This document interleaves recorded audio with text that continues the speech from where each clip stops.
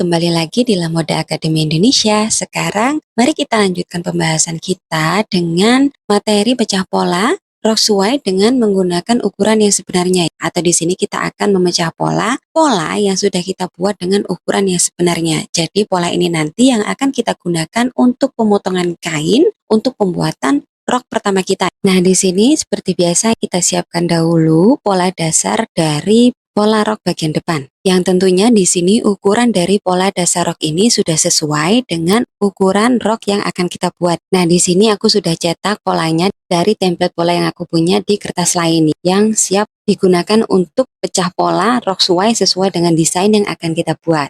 Untuk proses pecah polanya sudah kita bahas sebelumnya ya secara detail di pecah pola rok suai dengan menggunakan skala 1:4. Untuk prosesnya kita ikuti saja seperti yang sudah kita pelajari sebelumnya. Di sini kita akan kerjakan terlebih dahulu di area saku. Ingat, model pinggang yang aku gunakan dalam desain rok suai yang akan aku buat kali ini adalah model pinggang high waist atau pinggang tinggi. Sehingga di sini aku akan turunkan posisi dari lubang saku dalam itu sebanyak 3 cm dari titik lingkar pinggang agar posisi dari lubang saku itu tidak terlalu tinggi. Tapi kalau kamu ingin membuat rok suai yang pinggangnya itu turun, kamu tidak perlu untuk menurunkan posisi dari lubang saku dalam dari rok ini. Kamu langsung saja turunkan dari posisi lingkar pinggang itu ke bawah sebesar 12-13 cm sebagai kedalaman dari lubang saku dalam. Nah, di sini aku akan turunkan 3 cm sebagai titik awal dari lubang saku. Di sini 3 cm, kemudian dari titik ini aku akan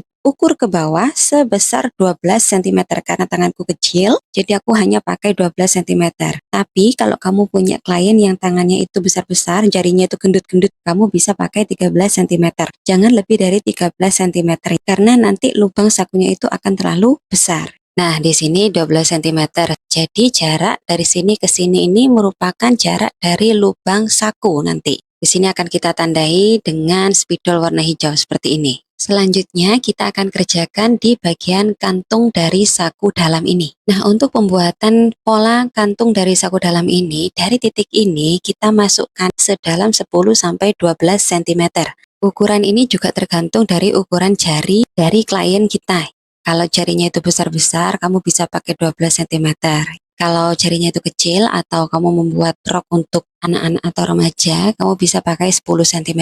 Jadi disesuaikan saja, tidak ada patokan yang pas atau patokan yang saklek. Jadi dalam ilmu menjahit itu kamu bisa menyesuaikan angka-angka dari masing-masing aturan pembuatan pola ini sesuai dengan bentuk badan atau ukuran atau proporsi dari klien kamu. Kalau kamu kebetulan dapat klien yang badannya besar sekali ya, jarinya itu besar-besar gitu, terus mau kantongnya itu lebar luas gitu biar masuk HP dan segala macam yang mau disimpan di kantongnya ya. Kamu bisa membuat lebar dari kantong ini lebih dari 12 cm. Misalnya 13 cm atau 15 cm. Jadi itu disesuaikan saja dengan kebutuhan masing-masing klien. Kemudian dari titik ini kita akan tarik garis tegak lurus ke bawah sebagai kedalaman dari kantung saku kita. Nah, di sini ukuran dari dalam kantong saku itu umumnya adalah 24 cm sampai 26 cm. Tapi sekali lagi tidak ada nilai yang saklek atau paten. Jadi sesuaikan dengan kebutuhan dari klien kita. Nah, kemudian dari titik ini kita akan tarik garis tegak lurus ke arah sisi samping pola rok seperti ini.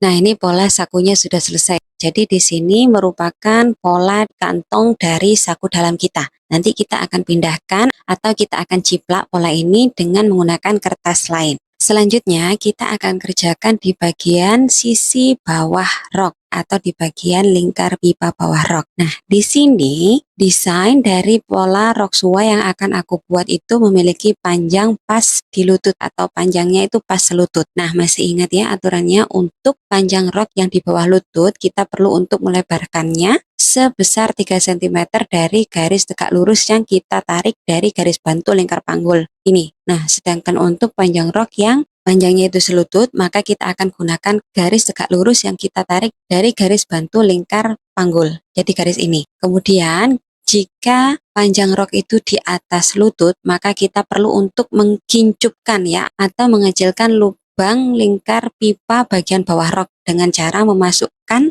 garis sisi dari rok ini sebesar 3 cm dari garis yang kita tarik tegak lurus dari garis bantu panggul ini. Jadi di sini aku akan pakai garis lurus ini karena panjang dari rok yang akan aku buat itu pas lutut. Nah, proses yang terakhir dari pecah pola bagian pola rok depan ini, kita sekarang perlu untuk menggaris ulang atau membentuk ulang garis sisi di bagian bawah pola rok ini. Nah, di sini titiknya akan kita sesuaikan dengan titik yang asli, dengan yang sudah kita buat sebelumnya. Kemudian kita akan membentuk ulang garis lengkung di sini dengan menggunakan bantuan dari penggaris panggul seperti ini. Nah, ini merupakan garis baru yang akan kita pakai nanti dalam pemotongan kain. Di sini aku akan contohkan jika kamu ingin membuat rok yang panjangnya itu di atas lutut atau kamu ingin menyempitkan area bagian lingkar pipa bawah rok. Caranya itu seperti ini, kita tandai 3 cm masuk dari garis lurus ini, kemudian di sini kita garis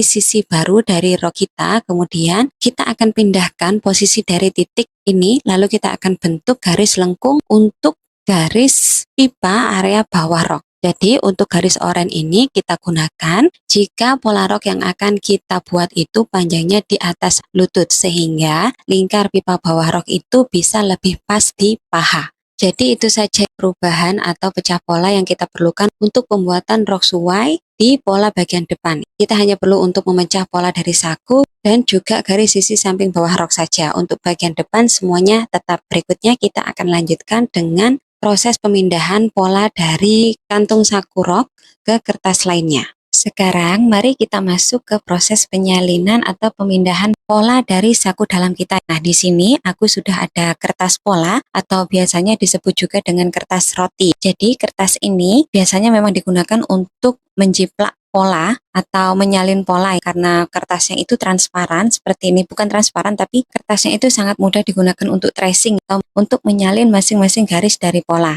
Nah, di sini untuk proses penyalinannya atau penjiplakannya agar kertas itu tidak lari kemana-mana, tidak kabur, kita bisa secure atau kita amankan dengan menggunakan pemberat pola ataupun juga bisa menggunakan jarum pentul seperti yang aku contohkan di video. Berikutnya, kalau kita sudah amankan posisi dari kertas putih ini dan sekiranya itu kertasnya tidak pindah atau tidak lari-lari ke kanan dan ke kiri, kita bisa mulai memindahkan masing-masing dari garis pola saku tersebut. Nah, jadi mudah saja ya cara untuk memindahkan atau menyalin pola dari saku ini.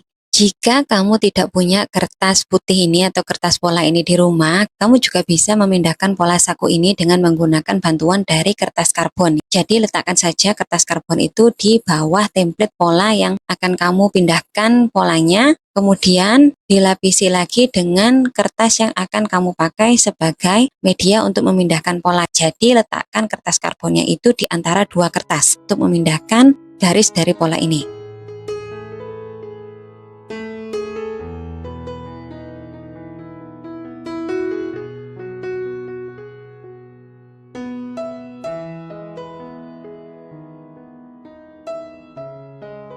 Nah, ini merupakan hasil dari penyalinan pola saku. Khusus untuk model pola saku dalam ini, kita hanya perlu untuk membuat satu pola saja karena pola saku bagian depan dan bagian belakang itu sama. Di sini aku akan mengganti garis lurus ini menjadi garis lipatan agar nanti di sini tidak perlu menggunakan jahitan di sepanjang sisi ini. Selanjutnya kita akan lanjutkan pembahasan kita dengan pecah pola bagian rok belakang.